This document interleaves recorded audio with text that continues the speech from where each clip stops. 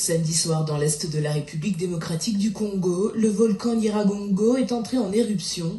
Pour la première fois depuis 20 ans, une coulée de lave aurait, selon des témoins, atteint une autoroute principale de la ville de Goma. Une situation angoissante pour les habitants de la commune de 2 millions d'habitants.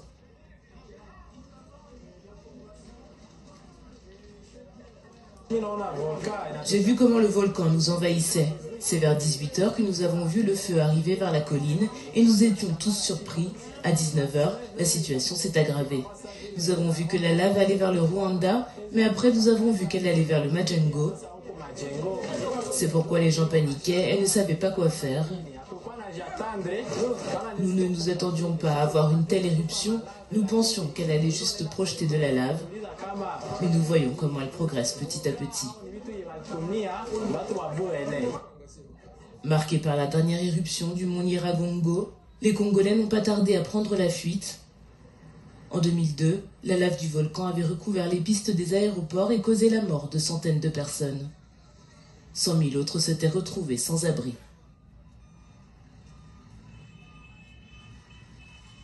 Je suis tellement inquiet parce que le volcan ravage. J'ai vécu encore ce problème du volcan en 2002. Le volcan avait ravagé tous nos maisons, tous nos biens. Et aussi j'ai encore peur pour ces moments ici. Actuellement en Europe, le président congolais Félix Tshisekedi a déclaré qu'il rentrerait plus tôt pour aider à coordonner les efforts de secours. Près de 3000 personnes ont déjà franchi la frontière rwandaise. Deux fissures qui lézardent le sol de la ville de Goma, en République démocratique du Congo. C'est une des conséquences les plus visibles des séismes qui secouent la région depuis ce week-end. Et sur place, la population est inquiète face à ces tremblements de terre plus ou moins puissants. Et surtout, aucun discours officiel pour décider de la conduite à adopter. Certains ont pris les devants en fuyant Goma, notamment par bateau. Un exode qui a en fait débuté samedi soir lorsque le volcan Nyiragongo est entré en éruption. La lave a dévalé la pente jusque dans les faubourgs de Goma, engloutissant des centaines de maisons sur son passage. Le bilan humain, une trentaine de morts. Mais l'UNICEF fait part de son inquiétude concernant le sort de plusieurs dizaines d'enfants disparus. Autre préoccupation, une station d'épuration de la ville a été détruite par la lave, privant une partie des habitants de l'accès à l'eau potable. Une des principales routes d'accès à Goma a été coupée par une coulée de lave. L'aéroport de la ville est également fermé de manière préventive sur ordre du gouvernement.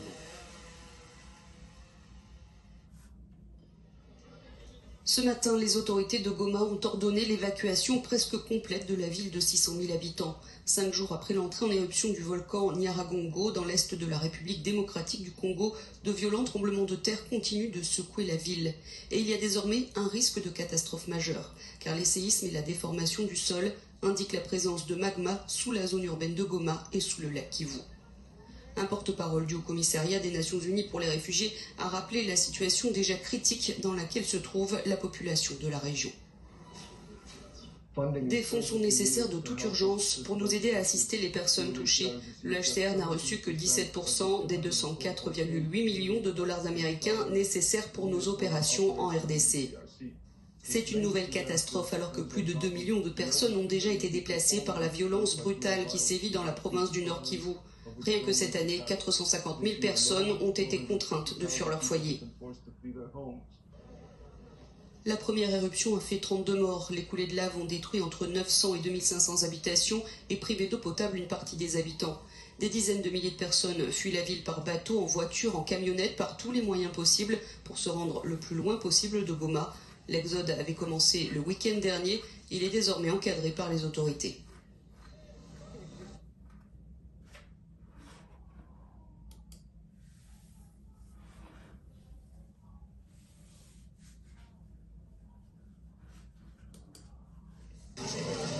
Partir à la hâte, avec le minimum vital. Certains en moto, d'autres en voiture ou à pied. Le volcan Nyiragongo gronde toujours. Ce matin, les autorités de Goma, dans l'est de la RDC, ont fait évacuer une partie de la ville. Ils nous ont dit de fuir le volcan. Là, nous partons sur ordre des autorités car le danger est à nos portes. Des dizaines de milliers de personnes fuient vers le sud-ouest, en direction de la région du Massissi et de Saké. Les données sismiques font craindre une catastrophe majeure. Hier, dans la soirée, le gouverneur a dit anticiper une vague d'éruption volcanique sous le lac Kivu, qui pourrait provoquer des émissions de gaz mortels. Alors, l'inquiétude règne, les embouteillages s'accumulent et l'on craint le pire. Je viens d'accoucher, j'ai mal au dos, je suis très fatiguée et je pars à Saké. Que l'État nous aide en tout cas. Les autorités ont appelé au calme et invité les habitants à utiliser les transports mis à disposition. Mais ce n'est pas suffisant selon certains, qui déplorent la gestion de la catastrophe. Je demande au gouvernement congolais de prendre ses responsabilités, parce que c'est lui qui nous fait souffrir.